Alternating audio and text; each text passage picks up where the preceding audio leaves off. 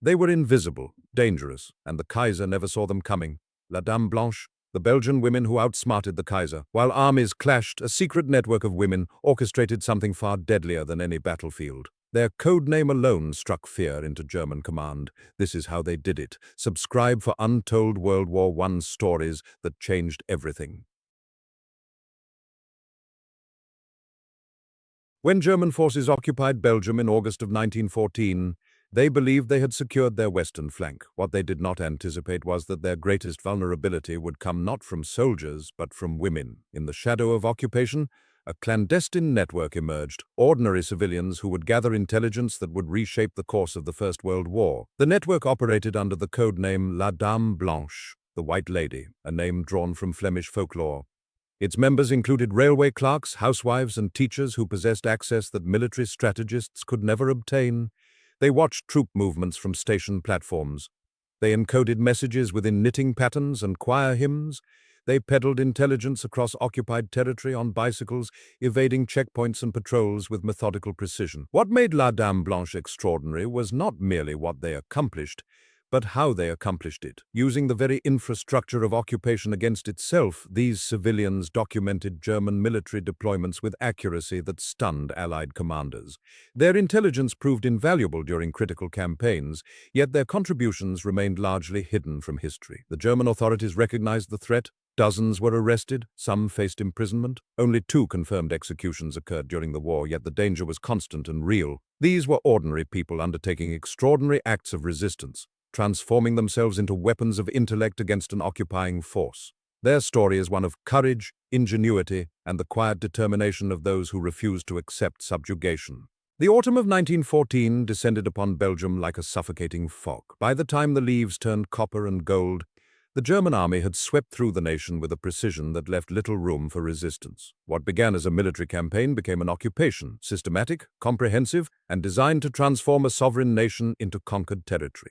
The Belgians, caught between the German war machine and the indifference of distant Allied powers, faced an impossible choice: submit or find ways to resist that would not immediately invite execution. The invasion itself had been swift and brutal. When German forces crossed the Belgian border in early August, they encountered determined but ultimately outmatched resistance from the Belgian army. The Germans advanced relentlessly, their objectives clear and their methods uncompromising. By the time August ended, German soldiers occupied Brussels, Antwerp, and the industrial heartland of Wallonia. The occupation was not meant to be temporary. German High Command intended to hold Belgium for as long as the war persisted, transforming it into a buffer zone and a resource to be exploited for the war effort. The everyday reality of occupation manifested in countless small humiliations and large deprivations. German soldiers patrolled the streets of Belgian cities. German administrators requisitioned food, coal, and manufactured goods. Belgian factories, seized by the occupying authority, were redirected toward producing material for the German army. The civilian population, numbering over 7 million souls, found themselves subjects of a military regime that recognized no distinction between civilian and military resources. Everything belonged to the war effort. Everyone served the occupation, whether willingly or not. Yet within this environment of constraint and control, something unexpected began to emerge. Not immediately and not without considerable risk, but gradually and with increasing sophistication. Ordinary Belgians, shopkeepers, railway workers, school teachers, nurses, began to contemplate ways of resisting that went beyond passive acceptance. They did not possess weapons to match the German army. They could not organize open rebellion without inviting devastating reprisals. But they possessed something the occupiers had not anticipated: knowledge of their own territory, networks of trust built over generations, and an intimate understanding of how occupation functioned. The genesis of organized resistance in occupied Belgium emerged from practical necessity. Allied forces, having failed to prevent the German invasion, now found themselves unable to provide direct military support to Belgian civilians. The British Expeditionary Force had withdrawn to the Channel ports. The French army, engaged in desperate battles along the Western Front, could spare no resources for intelligence gathering behind German lines. Yet military commanders on both sides recognized a critical gap in their understanding. What was happening inside occupied Belgium? How was the German army supplied? What were the movement patterns of German forces? Where were the vulnerable points in the occupation's infrastructure? This intelligence vacuum created an opportunity. Belgian civilians who remained in occupied territory possessed something invaluable to the Allies: proximity to German military operations. They could observe troop movements, they could listen to conversations in cafes and railway stations, they could monitor the flow of supplies through the occupied zone. But converting this proximity into actionable intelligence required organization, communication channels, and, most critically, a network of individuals willing to accept the profound risks involved. The early networks that formed were often improvised and fragmented. Groups of resistance-minded Belgians would establish contact with smugglers and refugees who maintained connections to neutral countries, particularly the Netherlands. Messages would be passed through intermediaries, traveling along underground routes toward the Allies. Some information reached British intelligence services. Some reached the French. The systems were inefficient, often unreliable, and frequently compromised by German counterintelligence operations. Yet they persisted and gradually became more sophisticated. Women occupied a particular position within this emerging resistance structure. The occupying authorities, reflecting the military culture of the time, often underestimated the capabilities and intentions of female civilians. A woman crossing a border checkpoint might be subjected to less rigorous scrutiny than a man. A woman operating in public spaces drew less suspicion than a man of military age. Women could move through occupied Belgium with a freedom of movement that their male counterparts often lacked. Furthermore, women had long occupied roles as nurses, teachers, and social workers, positions that granted them access to information and networks that might otherwise remain closed. The strategic context of 1914 and 1915 made intelligence gathering increasingly desperate for the Allies. The German army, despite its initial swift victories, had failed to achieve the knockout blow it had anticipated. The war, rather than concluding within months as optimistic German planners had predicted, had settled into a grinding stalemate.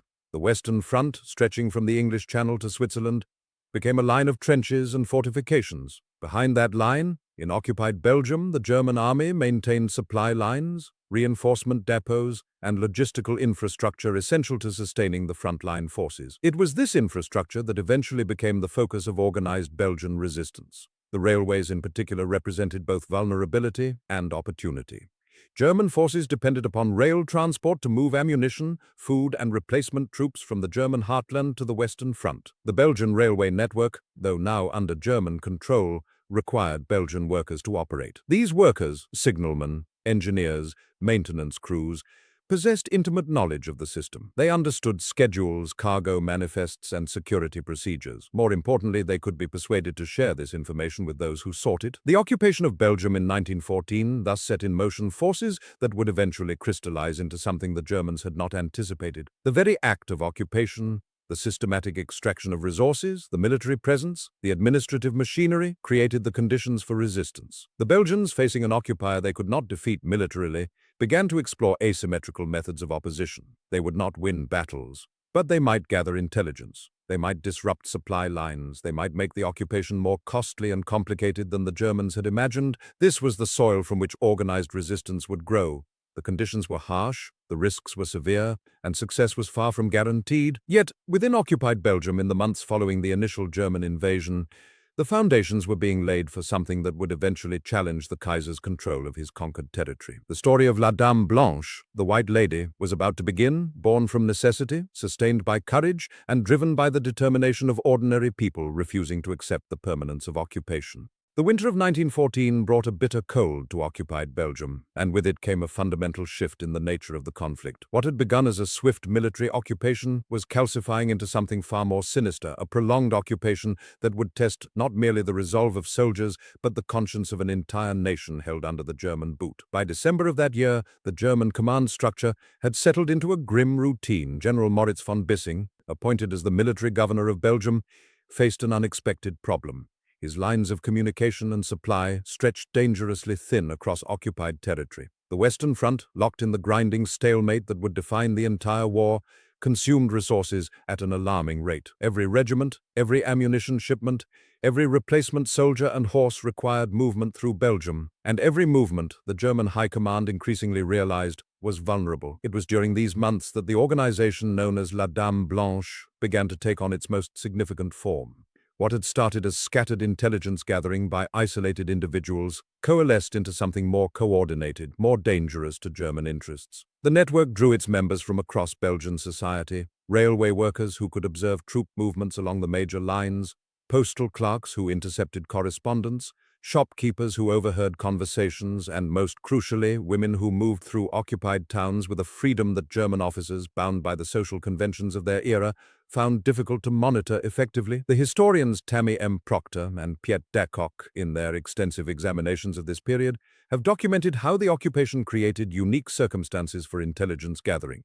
The German authorities, despite their formidable military apparatus, struggled with a fundamental asymmetry. They were foreign occupiers in a hostile land, dependent upon local cooperation for basic administrative functions. Teachers still taught children, doctors still treated patients, railway workers still maintained the vital transportation networks, and many of these individuals, bound by their love of Belgium and their resentment of occupation, became the eyes and ears of Allied intelligence.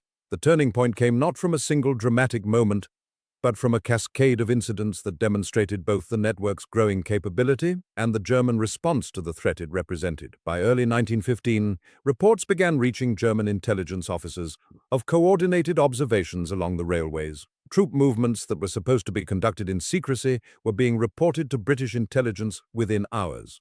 The Germans could not initially comprehend how this was occurring. Their security protocols seemed adequate.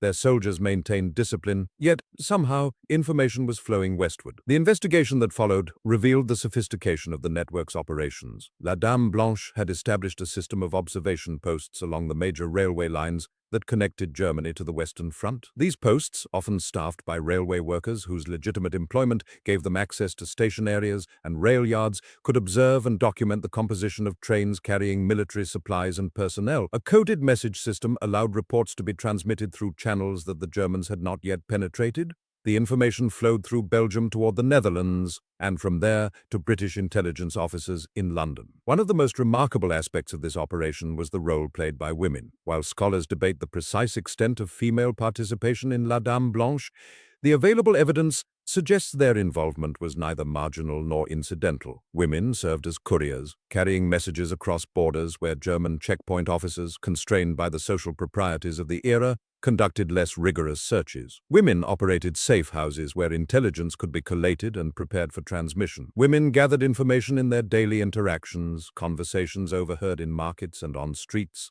observations made while moving through towns under the assumption that they posed no security threat. The German response to these activities evolved from puzzlement to alarm to systematic repression. By mid-1915, German intelligence had begun to understand that they faced not a spontaneous resistance movement, but an organized intelligence operation of considerable sophistication. The occupation authorities intensified their counterintelligence efforts. Spies were recruited from among the Belgian population. Informants were cultivated through a combination of financial inducement and coercion. Checkpoints were established and tightened. The movement of suspicious individuals was monitored with increasing vigilance. The human cost of this escalating conflict became evident in the arrest and imprisonment of network members. The exact number of La Dame Blanche operatives arrested remains uncertain. Scholars estimate that dozens were apprehended by German authorities, though the precise figure has proven difficult to establish from the fragmentary records that survived the war. Most of those arrested were imprisoned rather than executed. According to historical records examined by researchers including Proctor and Dacock, only 2 confirmed executions of network members occurred at German hands during the war, a fact that speaks both to the difficulty the Germans faced in building airtight cases against suspected operatives and to the diplomatic pressure that British and neutral governments exerted on behalf of captured agents. The interrogations of arrested operatives revealed the personal dimensions of the conflict. These were not professional spies trained by intelligence services, but ordinary citizens driven by patriotism and a sense of duty to their occupied nation.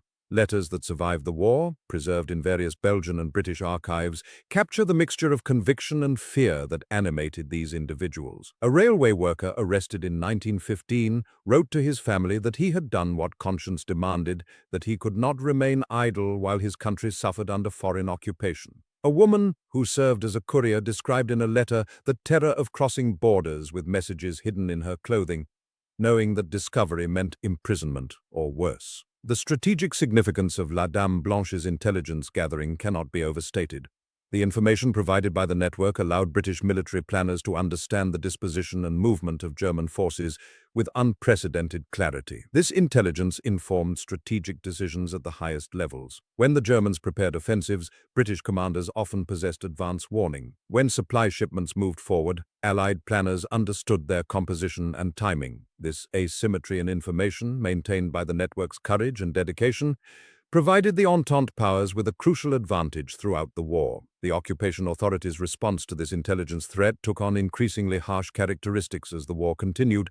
The implementation of martial law in certain regions, the expansion of German intelligence operations, and the creation of new administrative structures all reflected the growing recognition that Belgium was not a pacified territory but an ongoing theater of conflict. The civilian population, which the German High Command had hoped to manage through a combination of military authority and administrative competence, proved far more resilient in their resistance than anticipated. By late 1915, the occupation had settled into a grinding routine, characterized by increasing hardship for the Belgian population. Food shortages became acute, as German authorities requisitioned supplies to feed their armies. The economy, disrupted by war and occupation, struggled under the weight of German demands for resources and forced labor. Yet, amid this suffering, the intelligence network continued to function, adapting to new security measures, recruiting new members, developing new methods of communication and information transmission. The courage required of network members cannot be divorced from the context of occupation. These individuals operated under constant surveillance, knowing that their activities, if discovered, would result in imprisonment or execution. They had no official status, no protection under the laws of war, no organization to provide legal defense or support. They were civilians engaged in what the Germans classified as espionage, a crime punishable by death under military law.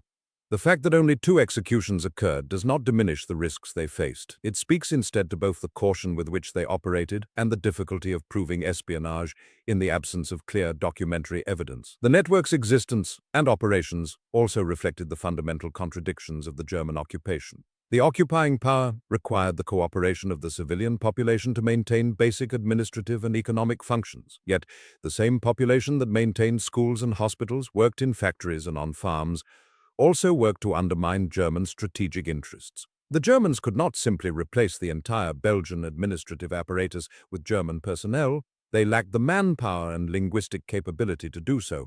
Thus, they remained dependent upon the very people they occupied, a dependency that Dame Blanche exploited with considerable effectiveness. As 1915 drew to a close, it had become clear that the occupation of Belgium would not be brief or easily managed. The network of intelligence operatives, expanding and adapting to German countermeasures, represented not merely a military threat, but a political challenge to German authority.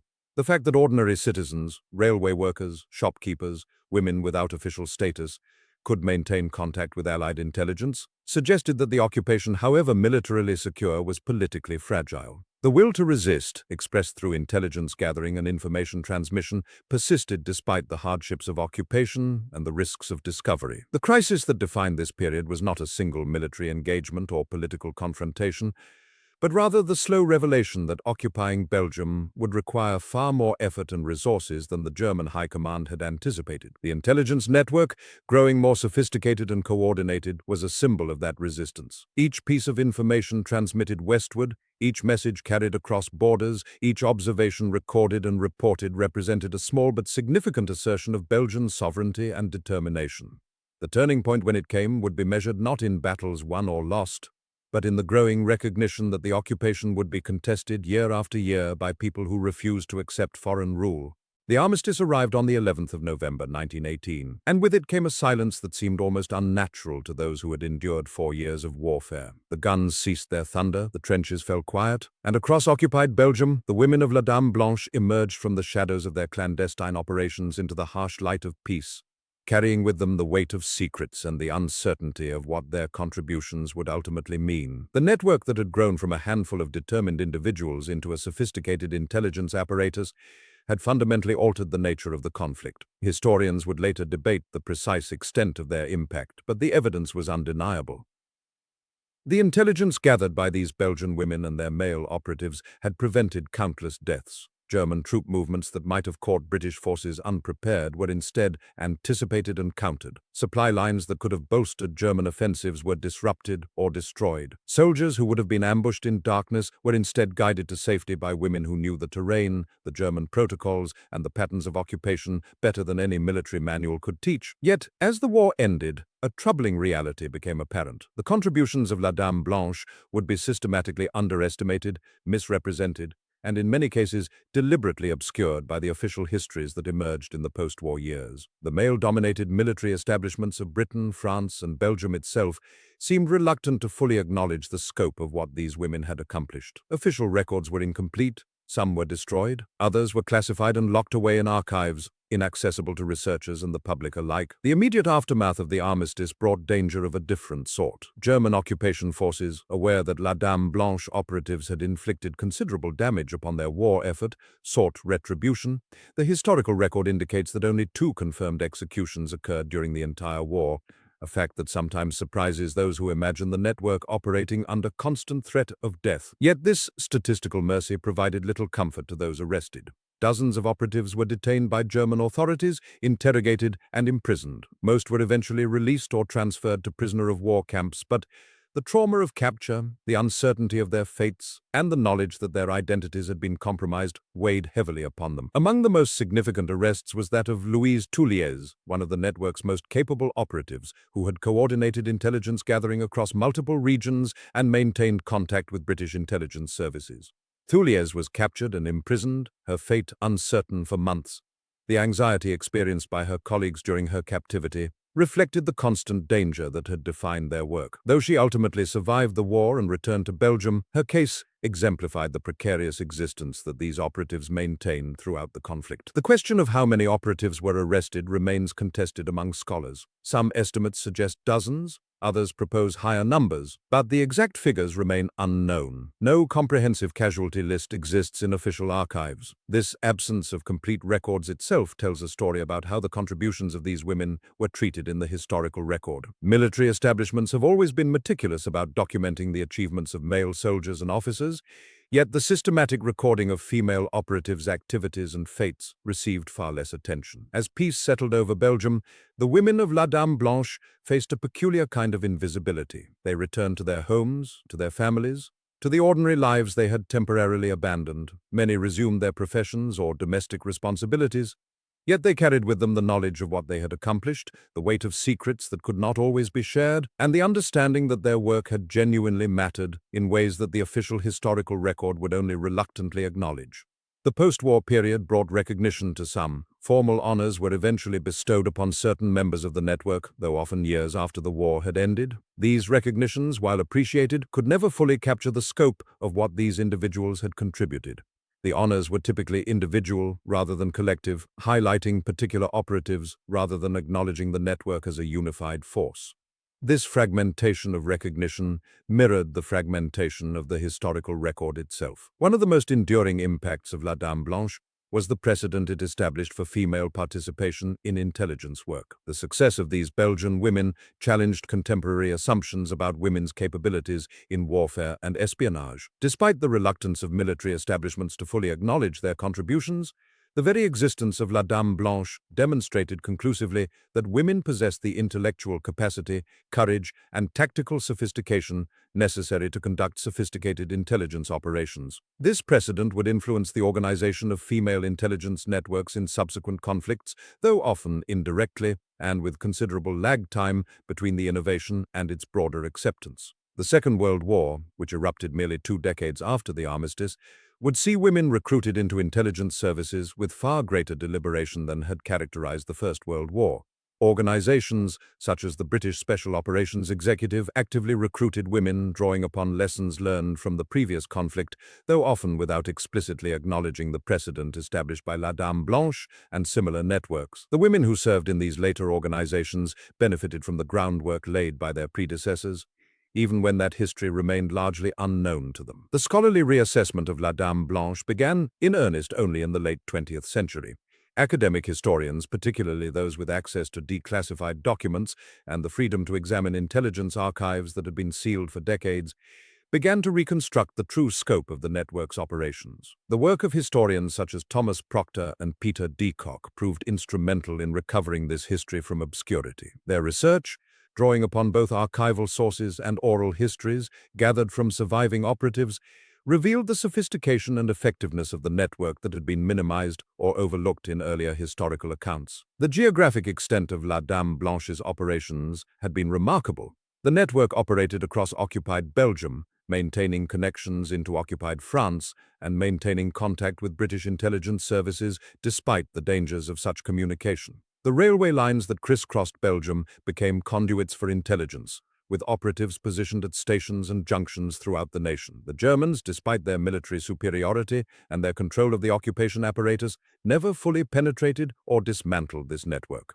The very fact that La Dame Blanche continued functioning effectively throughout the war, adapting to German counterintelligence efforts and developing new methods of communication and operation, testified to the ingenuity and resilience of its members. The strategic impact of La Dame Blanche's intelligence gathering manifested in ways both direct and indirect. Information about German troop movements, supply shipments, and strategic intentions flowed regularly to British headquarters. This intelligence contributed to tactical successes and helped British commanders understand German capabilities and intentions. The prevention of German offensives through foreknowledge, the disruption of supply lines, and the protection of Allied forces from ambush all represented tangible military consequences of the network's work. Yet, quantifying these impacts precisely proved difficult. Military history rarely attributes victory or success to a single factor, and the contributions of intelligence work are often invisible compared to the visible achievements of battlefield operations. The personal stories of La Dame Blanche operatives gradually emerged as the historical record expanded. These accounts revealed not merely the tactical operations of espionage work, but also the human dimension of resistance and courage. Many operatives were ordinary citizens thrust into extraordinary circumstances. A schoolteacher here, a shopkeeper there, a widow managing a household while simultaneously managing a network of informants. These were not professional spies trained in academies and schooled in the arts of deception. They were civilians who recognized that their nation had been violated and who chose to respond with whatever means were available to them. The psychological toll of this work, though rarely emphasized in the official records, was substantial. Operatives lived in constant danger, aware that discovery could mean arrest, imprisonment, or execution. They maintained elaborate systems of deception, meeting contacts in coded locations, using assumed names, developing cover stories. The stress of maintaining these false identities while living in communities where German officials and collaborators were present could not be easily shed once the war ended. Some operatives struggled with trauma and the psychological aftermath of their wartime experiences. The lack of formal recognition and the deliberate obscuring of their contributions added another layer of difficulty, as these individuals found that their wartime sacrifices were not widely known or acknowledged. The role of women in La Dame Blanche was particularly significant because it challenged contemporary gender assumptions about women's roles in warfare and national defense. These women had proven themselves capable of conducting sophisticated intelligence work, maintaining operational security, managing complex networks, and making life-and-death decisions. Yet the post-war period saw a general retrenchment of women's roles in public life across Europe. Women who had worked in factories, served in auxiliary military units, or participated in resistance networks were often encouraged or pressured to return to domestic roles. The gains made during wartime were frequently reversed as societies attempted to return to pre-war gender norms. The legacy of La Dame Blanche extended beyond the immediate post-war period into broader questions about how nations remember and commemorate their wars. The network became a symbol of Belgian resistance and civilian courage during occupation. Monuments were eventually erected, memorials established, and the network's history incorporated into Belgian national consciousness.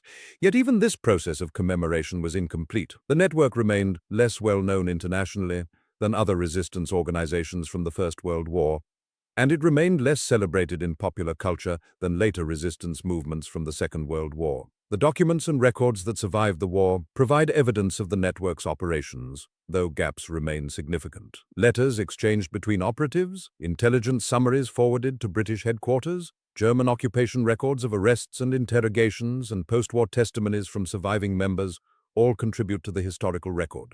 Yet the very fact that such records are fragmentary and incomplete reflects the clandestine nature of the work. Operatives deliberately avoided creating comprehensive documentation of their activities. The destruction of records during the war, both by the operatives themselves and by German forces, further complicated the historical record. The question of how history should evaluate La Dame Blanche's contributions remains relevant to contemporary discussions about the nature of warfare and the role of intelligence in military operations. The network's success demonstrated that intelligence work conducted by civilians, particularly those with intimate knowledge of local conditions and populations, could prove as valuable as military operations conducted by professional soldiers.